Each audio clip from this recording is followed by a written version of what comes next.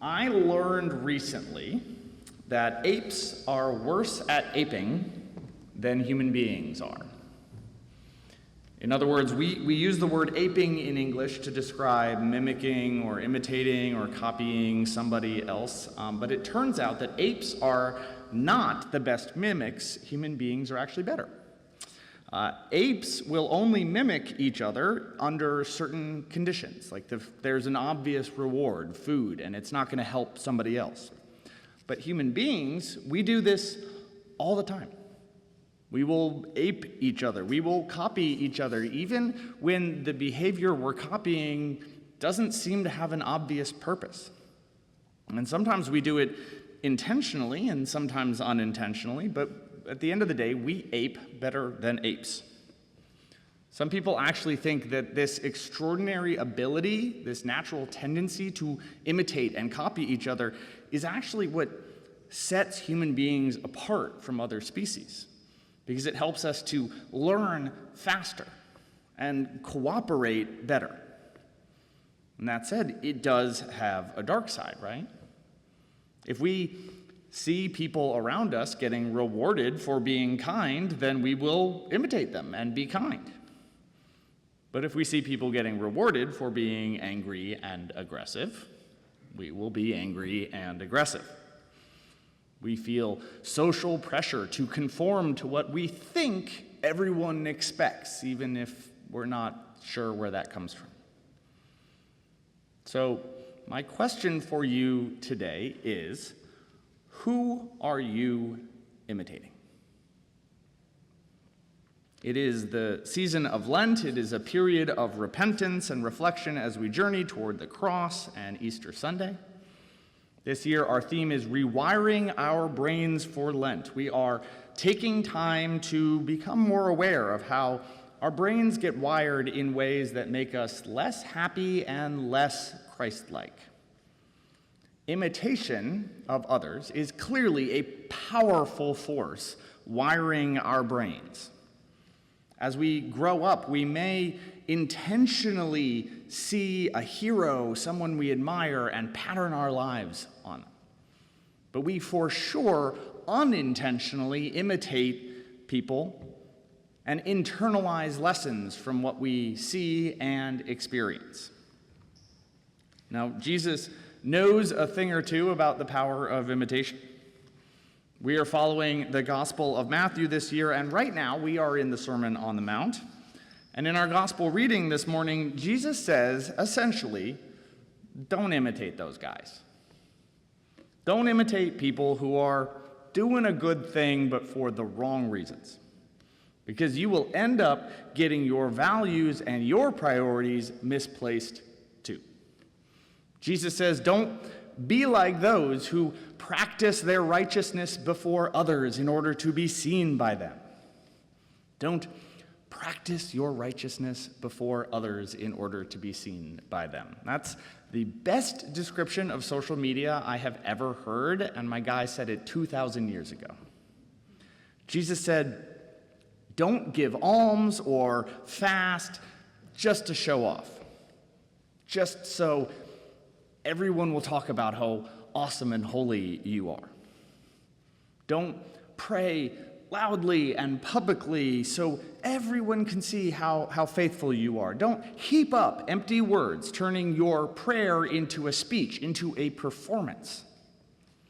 It's okay to just pray the Lord's Prayer, he says. It's okay to sit quietly and simply tell your loving Creator what's on your heart. My friends, Jesus knows that we imitate and influence each other. He knows that we will focus on the applause from others instead of our relationship with God. He knows that pretty soon we'll be praying for the sorts of things that get applause instead of for the things that bring us closer to God.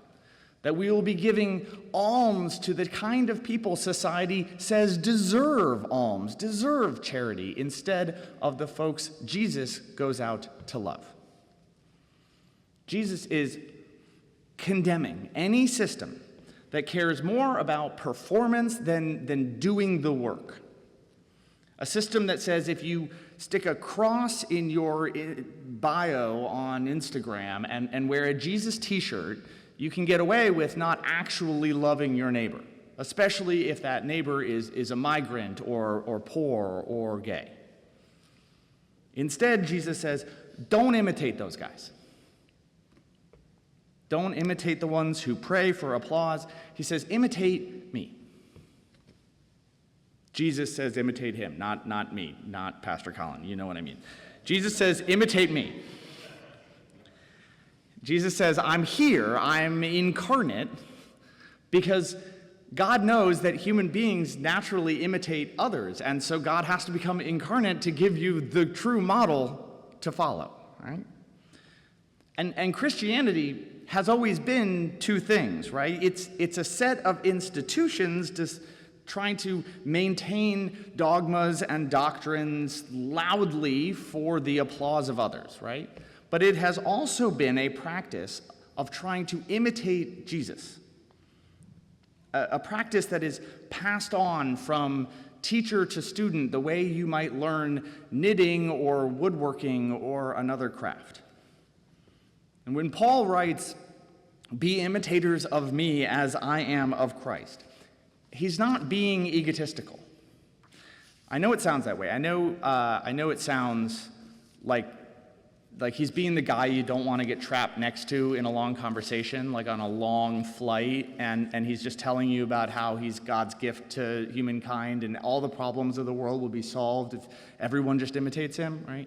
But that's not what he's doing here. What he's really getting at is a practice, right? A way of being in the world that is passed on from one generation to the other in the form of like an apprenticeship, right? A practice of how to love God and love neighbor, even when loving your neighbor isn't popular. I wrote a very, very boring book. If you're having trouble sleeping, I recommend it, that profiles 14 moral leaders throughout history, right? And the thesis of that is that we learn best by copying others, by studying their lives and imitating them. And we learn better that way than trying to follow specific rules, right? People are complex. They have moments of greatness, moments of weakness. They have things we admire, things we don't admire so much, right? And as we study their life, we can ask, well, what would I have done in their shoes? Or what would they do in my shoes, right? And in that process, we learn and we grow and we discover new things. And this is not about what we say we believe. It's about what we actually do, how we actually live our lives. It's about shaping character, not statements. And sometimes I'll say we do this intentionally. Like we look at a moral leader and we say, what can I learn? We're doing this a little bit. Our Thursday night 40s and under group is studying Dietrich Bonhoeffer, right? And we're reading his works and we're asking, what can we learn? Sometimes when we hit big transition moments in our life, we become a parent, we get married, we start asking, okay, who do I want to model myself on, right? What kind of partner do I want to be? What kind of parent do I want to be? I want to break maybe a pattern that I grew up with. But most of the time, we don't do this intentionally. We're just influenced by what is around us, what we see, what we experience. Most of the time, we imitate what we get from the media environment we live in.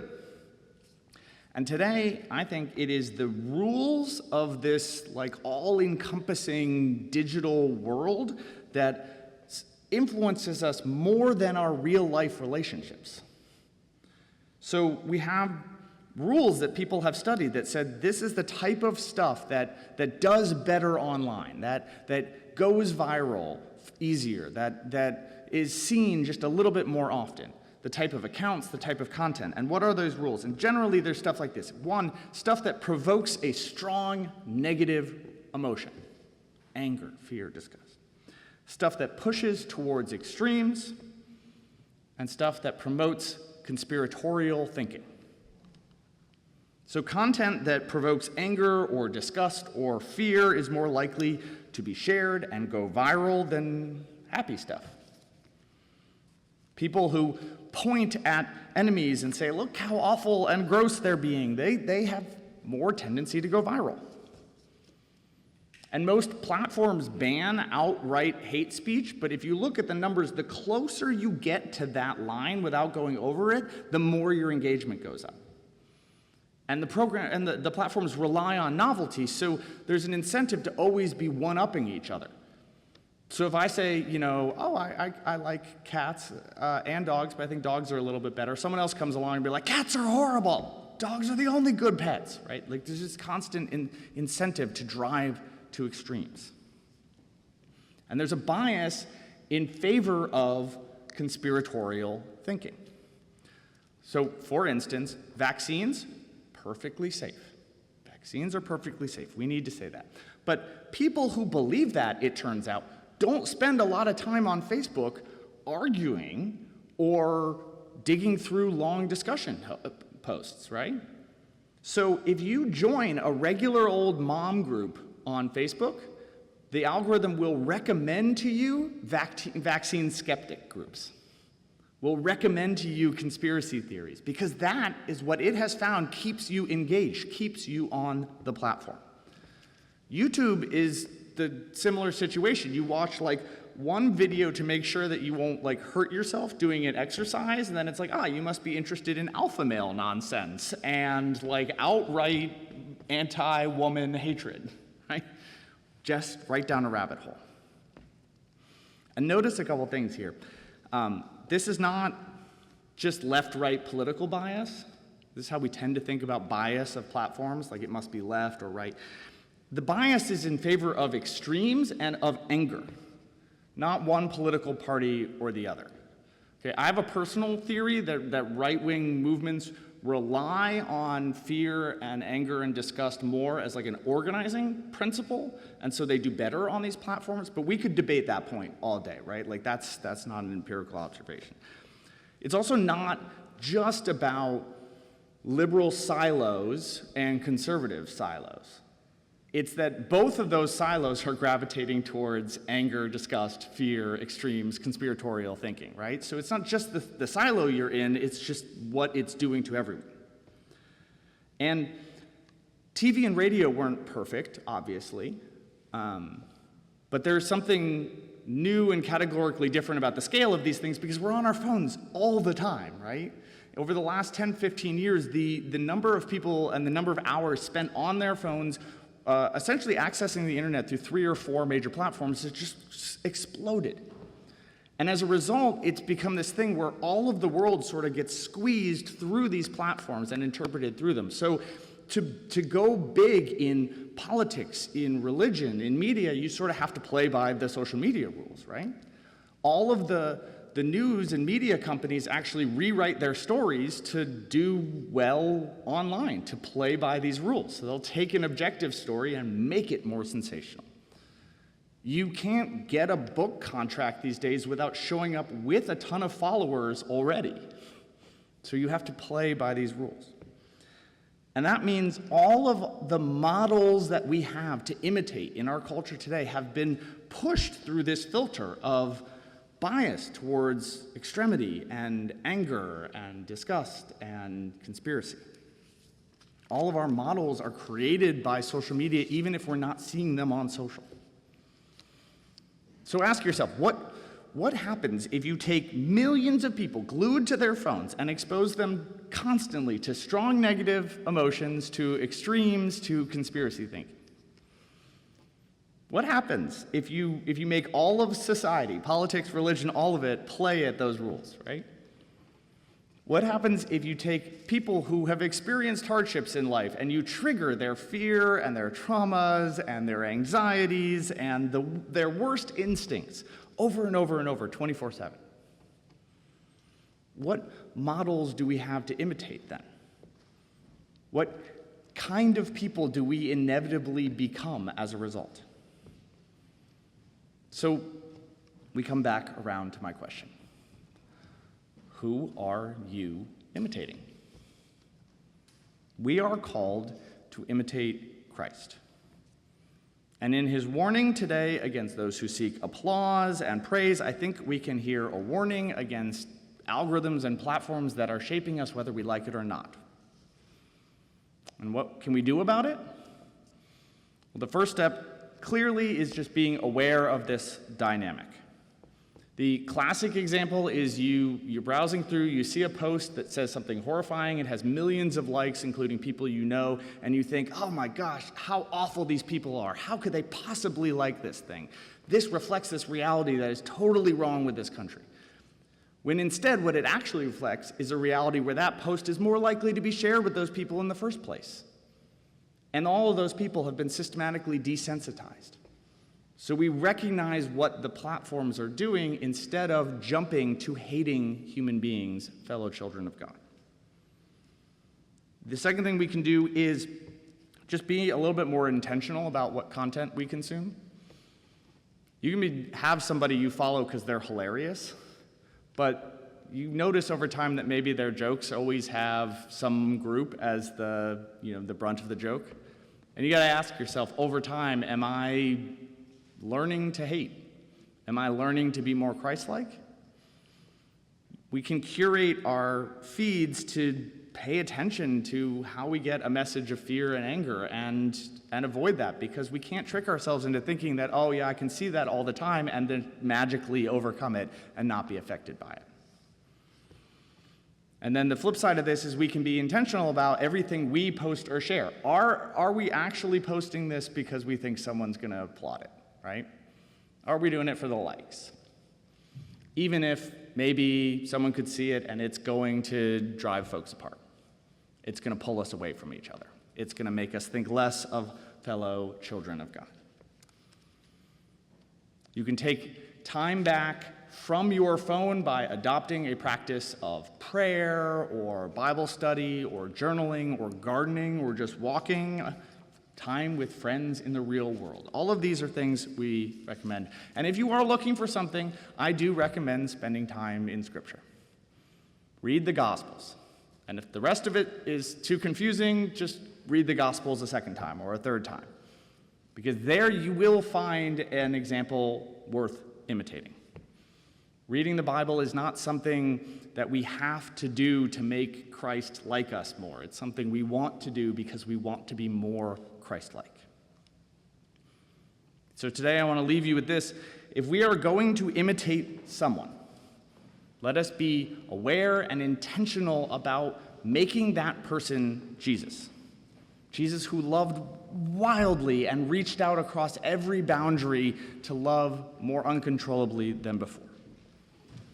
But for now, let's sing and let's ponder again, who are you imitating?